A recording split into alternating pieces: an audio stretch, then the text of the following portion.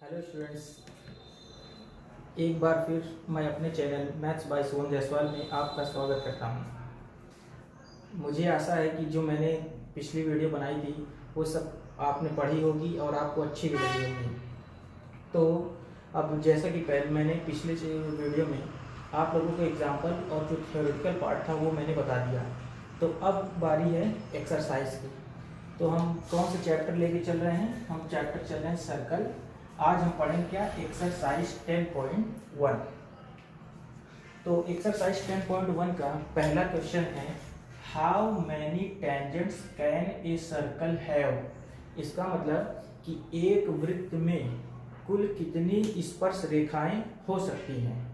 तो जैसे कि मैंने पिछले वीडियो में आप लोगों को इसके बारे में बता दिया है, तो मुझे नहीं लगता कि इसका आंसर मुझे आपको बताना चाहिए। इसका आंसर आप लोग अपने आप कर लीजिएगा। अगर जिसने भी मेरा पिछला वीडियो नहीं देखा है वो मेरे पिछले वीडियो को जाकर देखें, तो आपको इसको सॉल्व करने की कोई ज़रूरत नहीं पड़ेगी, आपसे खुद ही ये आंसर बन जाएगा। ठीक है, तो अब हम चलते हैं अगले क्वेश्चन की तरफ। Question number 2। क्वेश्चन नंबर 2 में क्या है? Fill in the blanks. Fill in the blanks में आपका पहला क्वेश्चन क्या है? A tangent to a circle intersects it in dash point. इसका मतलब कि एक टेंजेंट लाइन किसी भी एक सर्कल को कितने पॉइंट पर इंटरसेक्ट करती है। तो मुझे ये भी नहीं लगता कि इसका भी आंसर आपको बताना पड़ेगा। ये आंसर तो आपने खुद ही लगा लिया होगा। अगर आपने मेरी पहली वीडियो देखी होगी तो आपने जरूर इसका आंसर लगा लिया होगा। तो ये भी मैं नहीं बताऊंगा, ये आपको खुद से करना है। ठीक है, फिर हम चलते हैं अपने नेक्स्ट क्वेश्चन की तरफ। मेरा अगला क्वेश्चन है, a line intersecting a circle in 2 points is called a. इसका मतलब कि एक ऐसी लाइन जो किसी सर्कल को 2 जगह काटती है, तो उस लाइन को क्या कहते हैं? तो इसका भी आंसर आपको उसी वीडियो में मिल जाएगा। तो इसको भी हम स्किप करके आगे बढ़ते हैं। इसका भी आंसर आप खुद से लगा लीजिएगा। अब आपका तीसरा क्वेश्चन ये है कि a circle can have parallel tangents at the most. मतलब कि एक वृत्त में ज्यादा से ज्यादा कितनी समांतर स्पर्श रेखाएं हो सकती हैं।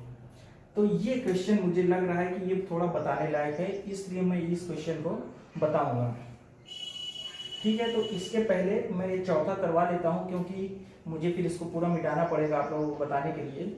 तो पहले चौथा वाला देख लीजिए। तो चौथा क्या है कि a common point of a tangent to a circle and the circle is called. इसका मतलब कि मान लीजिए कोई सर्कल है, ठीक है, उस सर्कल में कोई एक पॉइंट होगा और एक लाइन है जो सर्कल को टच करके जा रही है। तो उस सर्कल और उस लाइन में जहां पे वो टच कर रही है, तो एक कॉमन पॉइंट बनेगा। जैसे मान लीजिए एक सर्कल है, ये एक लाइन जा रही है, तो इस लाइन का एक पॉइंट इस सर्कल के एक पॉइंट से कॉमन हो जाएगा, यानी एक लाइन हो जाएगा। तो उस पॉइंट को हम क्या कहेंगे वो आप अच्छी तरह जानते हैं। उस लाइन को हम पॉइंट ऑफ कांटेक्ट कहेंगे। तो इसे भी बताने की जरूरत नहीं थी, फिर भी मैंने बता दिया। ठीक है, तो अब हम अपने क्वेश्चन नंबर 3 की तरफ चलते हैं। अब मैं इसको मिटाने जा रहा हूं।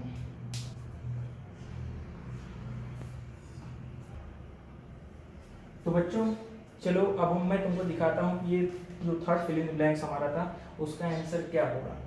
तो पहले आप इसका मतलब समझिए। इसका मतलब ये है कि ए सर्कल कैन हैव, यानी एक वृत्त में हो सकता है ज्यादा से ज्यादा कितने पैरेलल टेंजेंट्स। तो मैं आपको दिखाता हूं। पहली बात तो आपको इसका मतलब जानना होगा कि पैरेलल का मतलब क्या होता है। पैरेलल का एग्जाम्पल जानने के लिए सबसे सरल एग्जाम्पल है आपकी ट्रेन की पटरी। आपने कभी ट्रेन की पटरी देखी होगी, वो ऐसे ऐसे रहती है, ठीक है। वो ट्रेन की पटरी दोनों लाइन ऐसे ही चलती रहती है। क्या आपने कभी देखा है कि ट्रेन की पटरी की लाइन ऐसे जाके ऐसे मिल गई हो? कभी नहीं हुआ होगा। तो इसका मतलब क्या हुआ? इसका मतलब ये हुआ कि ये दोनों लाइन के बीच में जितना दूरी यहाँ पर है उतनी ही दूरी यहाँ पर भी है, उतनी ही दूरी यहाँ पर भी है, यहाँ पर भी है, यहाँ पर भी है। ये ऐसे ही आगे बढ़ती है, ऐसे चली जाएगी, लेकिन ये दोनों आपस में कभी टच नहीं करेगी। तो यही है पैरेलल लाइंस। पैरेलल लाइंस वो लाइन होती हैं जो एक दूसरे के बराबर में तो चलती रहती हैं लेकिन एक दूसरे को कभी टच नहीं करती हैं। तो ठीक है, अब मैं आपको बताता हूँ इसका आंसर कैसे होगा। तो देखिए, सपोज करिए ये एक सर्कल है, इस सर्कल में मैंने एक लाइन, एक टेंजेंट लाइन ये ले ली, ठीक है, ये एक टेंजेंट लाइन मैंने खींच ली। तो अगर हम इस टेंजेंट लाइन के पैरेलल कोई टेंजेंट बनाना चाहें तो कहाँ बनाएंगे? इसके पैरेलल हमको बनाना होगा तो हमको ऐसे बनाना पड़ेगा, ऐसे बनाना पड़ेगा। इसके अलावा तो आप कोई कुछ बना नहीं सकते।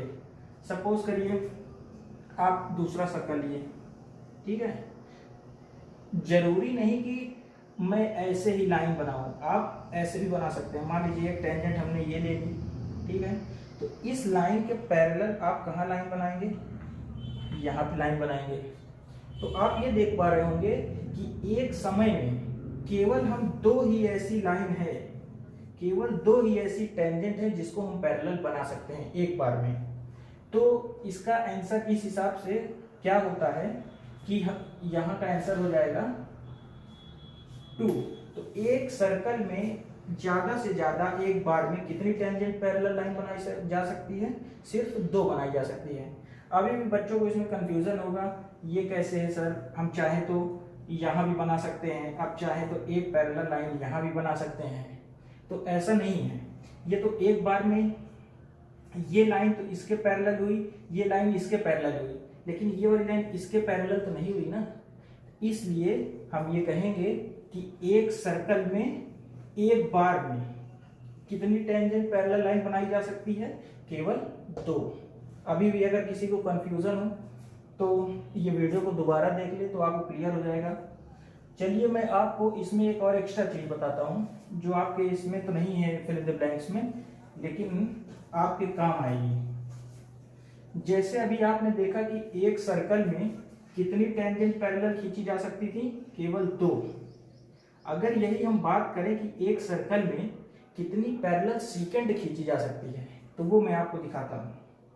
सपोज करिए कि आपने एक सीकेंट ये बना दी। सीकेंट तो आप जानते ही क्या होता है, एक सर्कल, कोई भी ऐसी लाइन जो किसी सर्कल को 2 पॉइंट पे इंटरसेक्ट करती है तो उसको क्या कहते हैं? सीकेंट कहते हैं। अब हम चाहें तो इस सीकेंट के पैरेलल एक लाइन यहाँ ऐसे बना सकते हैं, इसके पैरेलल एक लाइन यहाँ ऐसे बना सकते हैं, इसके पैरेलल एक लाइन यहाँ बना सकते हैं, इसके भी पैरेलल एक लाइन यहाँ भी बना सकते हैं। तो ऐसे करके हम लोग इनफाइनाइट लाइंस तक बना सकते हैं। तो जैसे हमने टेंजेंट में देखा कि सिर्फ 2 पैरेलल टेंजेंट्स हो सकती हैं, तो उसी प्रकार इसमें कितनी पैरेलल सीकेंट हो सकती हैं? इनफाइनाइट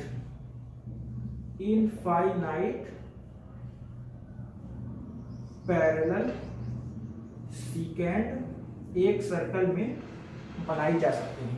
ठीक है, तो चलिए अब हम चलते हैं अपने अगले क्वेश्चन की तरफ।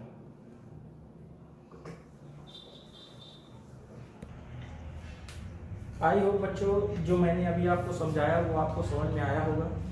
आप ये सोच रहे होंगे कि मैं फिल इन द ब्लैंक्स को इतना डिफाइन करके क्यों बता रहा हूँ। तो मैं ये बता दूँ आपको कि जब आपका सपना मैथ में 100 में 100 पाने का हो तो आप किसी भी एक फिल इन द ब्लैंक्स या कोई भी एक छोटी सी चीज़ को छोड़ नहीं सकते हैं। ठीक है, तो चलिए अब हम अपने अगले क्वेश्चन की ओर चलते हैं। अगला क्वेश्चन है क्वेश्चन नंबर 3। तो इस क्वेश्चन में आने के पहले मैं आपको एक चीज़ बता दूँ कि आपने क्लास 9th में पढ़ी होगी पाइथागोरस थ्योरम। पाइथागोरस थ्योरम इसको मैं इसलिए बता रहा हूँ क्योंकि मेरे जो अगला क्वेश्चन है अपना उसमें इसका इस्तेमाल होने वाला है। अब जो भी बच्चे 9 में पढ़ चुके हैं वो अच्छी बात है, मान लीजिए जिसको नहीं याद हो तो एक बार मैं मोटी मोटी बात बता दूं ये क्या होता है। पाइथागोरस थ्योरम उसमें इस्तेमाल होता है, मान लीजिए एक राइट एंगल ट्रायंगल है, ठीक है, एक राइट एंगल ट्रायंगल हम लेते हैं। राइट एंगल ट्रायंगल का मतलब क्या होता है? उसका एक एंगल 90 डिग्री का होता है। तो 90 डिग्री के सामने की जो साइड होती है उसे हम लोग क्या कहते हैं? हाइपोटेनस कहते हैं। और देखिए इसमें कहने को तो ये 90 डिग्री है, जो 90 डिग्री जो परपेंडिकुलर लाइन होती है उसको हम हाइट कहते हैं। लेकिन आप ये सोच रहे हैं कि 90 डिग्री तो इसमें भी आ रहा है, तो हाइट तो इसमें भी हो सकती है, लेकिन ये अलग अलग कंडीशन पे होता है, वो आगे आप ट्रिग्नोमेट्री में सीखेंगे। अगर हम इस एंगल को लेते हैं तो इस एंगल के हिसाब से हमारी हाइट ये होगी, जब हम इस एंगल को सॉल्व करेंगे तो इसके हिसाब से हमारी हाइट ये होगी, लेकिन हम यहाँ पे इस एंगल को लेते हैं इसलिए हमारी हाइट ये है और ये हमारा क्या हो जाएगा, बेस हो जाएगा। ठीक है, ये सिर्फ राइट एंगल ट्राइंगल में इस्तेमाल होता है। और पाइथागोरस थ्योरम था क्या, इसका थ्योरम था हाइपोटेनस मैं पूरा नहीं लिख रहा हूँ, हाइपोटेनस का स्क्वायर इज इक्वल टू, ये हाइट है, हाइट को हम और क्या कहते हैं, अभी मैंने आपको बताया इसको क्या कहते हैं, परपेंडिकुलर जो भी लाइन 90 डिग्री का एंगल बनाती है उसे हम क्या कहते हैं, परपेंडिकुलर कहते हैं। तो ये परपेंडिकुलर का स्क्वायर इज प्लस बेस का स्क्वायर, ये हमारा है पाइथागोरस थ्योरम। इसका इस्तेमाल हमारे अगले क्वेश्चन में होगा, इसलिए मैंने इसे पहले ही बता दिया है आपको। तो एक बार इसमें ध्यान देंगे, इसको पढ़ ले अच्छे से, फिर अगला क्वेश्चन हम सॉल्व करेंगे। ठीक है, तो स्टूडेंट्स ये है आपका क्वेश्चन नंबर 3, जिसके लिए मैंने पाइथागोरस थ्योरम अभी आपको बताया। तो चलते हैं, आपको क्वेश्चन मैं बताता हूँ क्वेश्चन क्या है। A tangent P Q at point P of a circle of radius 5 centimetre, मतलब कि एक सर्कल है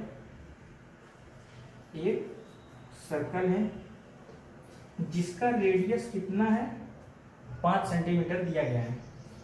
उस सर्कल में एक पॉइंट क्या है, P। तो मैं वो पॉइंट कहाँ पे ले लेता हूँ, यहाँ पे ले लेता हूँ एक पॉइंट P। ठीक है, अब कहा गया है radius 5 centimetre, meets A line through the centre O। ये पॉइंट जो है O, सेंटर का नाम O है, उससे मिलता है, तो ये हमारी रेडियस हो जाएगी। ठीक है, तो रेडियस कितनी दी हुई है, 5 centimetre. A tangent PQ at point P, यानी इस पॉइंट P पर एक टेंजेंट क्या है, PQ। तो एक टेंजेंट लाइन ऐसी हो जाएगी। ठीक है, अब हमें PQ टेंजेंट चाहिए, तो उसके लिए जरूरी नहीं कि मैं Q यहाँ बनाऊँ, मैं यहाँ भी बना सकता हूँ Q, और यहाँ भी चाहे तो यहाँ भी बना सकता हूँ, किधर भी हम रख के सॉल्व कर सकते हैं। ठीक है, तो उसमें कोई दिक्कत नहीं है, हम Q उधर ले लेते हैं। ठीक है, फिर कहा गया है, आगे क्वेश्चन में कहा गया है कि OQ की बात हुई है, इसलिए हमको OQ को मिलाना पड़ेगा। तो OQ को हमने क्या किया, ऐसे करके ज्वाइन कर दिया। OQ की वैल्यू कितनी दी हुई है, 12 सेंटीमीटर। जैसे कल मैंने आपको एक थ्योरम बताया था कि किसी भी सर्कल के सेंटर को उसके टेंजेंट के पॉइंट ऑफ कांटेक्ट से जब मिलाया जाता है तो वहां कितने डिग्री का एंगल बनता है, 90 डिग्री का एंगल बनता है। ठीक है, और अभी 90 डिग्री का एंगल बनता है। अभी थोड़ी देर पहले मैंने आपको पाइथागोरस थ्योरम बताया था, उस थ्योरम में भी मैंने बताया था कि ये थ्योरम राइट एंगल ट्रायंगल के लिए काम आती है। तो आपको यहाँ दिख रहा होगा कि ट्रायंगल, आपको यहाँ पे एक ट्रायंगल दिख रहा होगा, ट्रायंगल PQO। ठीक है, PQO, ये आपको एक राइट एंगल ट्रायंगल की तरह दिख रहा होगा। आपको इसमें लेंथ पूछी गई है किसकी, PQ की, यानी यहाँ से लेके यहाँ तक इस PQ की लेंथ आपसे पूछी गई है। ठीक है, तो इसका हम पाइथागोरस का इस्तेमाल करके इसको एकदम आसानी से निकाल सकते हैं, इसमें कोई दिक्कत नहीं। अभी देखिए, आपको मालूम है कि यहाँ पे क्या था फॉर्मूला, h का स्क्वायर इक्वल टू परपेंडिकुलर का स्क्वायर प्लस बेस का स्क्वायर। तो यहाँ पे हमारा हाइपोटेनस क्या हो जाएगा, 12 सेंटीमीटर, तो यहाँ हम 12 ले लेते हैं, 12 का स्क्वायर। ठीक है, फिर परपेंडिकुलर हमको कितना दिया हुआ है, 5 दिया हुआ है, 5 का स्क्वायर प्लस, अब हमको b, यानी ये b की जगह हम क्या लिख सकते हैं, PQ का स्क्वायर। अब हम इसको आगे फर्दर सॉल्व करेंगे, उसके लिए मुझे जगह चाहिए, इसलिए मैं ऊपर से क्वेश्चन मिटा दे रहा हूँ। ठीक है, बस अब कुछ नहीं करना है, क्वेश्चन सॉल्व हो चुका है। 12 का स्क्वायर जब हम करेंगे तो कितना आएगा, 144। 5 का स्क्वायर आपका कितना आएगा, 24। 5 प्लस पी क्यू का स्क्वायर। ठीक है, अब इसको इधर ले आएंगे। 144 minus 25 is equal to P Q square. तो इसको जब इसमें माइनस करेंगे कितना आएगा, 119 पी क्यू का स्क्वायर। अब बोथ साइड हम लोग क्या करेंगे, इस वो करेंगे अंडर रूट लेंगे। क्या करेंगे, taking root in both side. ठीक है, अब मैं इस फिगर को मिटा रहा हूं, बोथ साइड। तो यहां पे क्या हो जाएगा, under root 119 under root P Q का स्क्वायर। तो ये रूट से स्क्वायर इसका कट जाएगा, तो यहाँ पे P Q is equal to कितना आ जाएगा, अंडर रूट 119 सेंटीमीटर। ये आपका क्या हो जाएगा, ये हो जाएगा आपका आंसर। ठीक है, तो आप ऐसे इसको कर सकते हैं। तो स्टूडेंट्स, आप लोग को समझ में आया होगा ये क्वेश्चन। मुझे पूरी उम्मीद है कि समझ में आ गया होगा। अब तो कुछ छूटेगा नहीं, क्योंकि मैंने पहले ही पाइथागोरस थ्योरम और राइट एंगल ट्रायंगल जो इसमें इस्तेमाल होना था सब बता दिया था। तो आप लोग ऐसे ही वीडियो देखते रहिए, पढ़ते रहिए, अपने दोस्तों से भी बताइए, जो आपके आसपास छोटे भाई बहन जो 10 में पढ़ते हैं उनको भी शेयर कीजिए ये वीडियो, ताकि इसका फ़ायदा उन लोगों को भी मिल सके। तो आज ये एक्सरसाइज हम ख़त्म करेंगे। अब ये लास्ट क्वेश्चन 10.1 का बचा हुआ है। 10.1 का जो लास्ट क्वेश्चन है मैंने यहाँ लिखा नहीं है, लेकिन मैं आपको बता रहा हूँ उसमें क्या है। उसमें ऐसा बोला गया है कि कोई एक सर्कल है, उस सर्कल पर एक टेंजेंट बना ली जाए अपने से, मतलब उसमें दी हुई है कि एक टेंजेंट बनी है, तो उस टेंजेंट के पैरेलल में 2 सीकेंट लाइन बनानी है। तो ये बहुत सरल सा क्वेश्चन था, इसलिए मैंने इसमें ज़्यादा जोर नहीं दे रहा हूँ, बस आपको ऐसे हल्के हल्के बता दे रहा हूँ, आप खुद से इसको कर लेंगे। एक उसमें सर्कल बनाना है ऐसे, ठीक है, उसमें एक टेंजेंट लाइन आपको ड्रॉ करनी है ऐसे, ठीक है। फिर उसके बाद इस टेंजेंट लाइन के पैरेलल 2 सीकेंट लाइन बनानी है। एकदम सरल सी बात है। इसके पैरेलल आप कहीं भी बना सकते हैं, यहाँ बना लीजिए, इसके भी पैरेलल यहाँ बना लीजिए। तो ये आपकी टेंजेंट लाइन हो गई, इसके पैरेलल ये 2 सीकेंट लाइन हो गई। सॉल्व हो गया आंसर, बस यही था। तो मुझे पूरी उम्मीद है कि आप लोग को मेरा वीडियो अच्छा लगा होगा। अगर मेरा वीडियो अच्छा लगा है तो प्लीज़ लाइक करिए और मेरे चैनल को सब्सक्राइब करिए। और जो लोग ये वीडियो पहली बार देख रहे हैं वो मेरा चैनल सब्सक्राइब जरूर कर लें, ताकि ऐसी आने वाली सारी वीडियो आपको मिलती रहे। Thank you.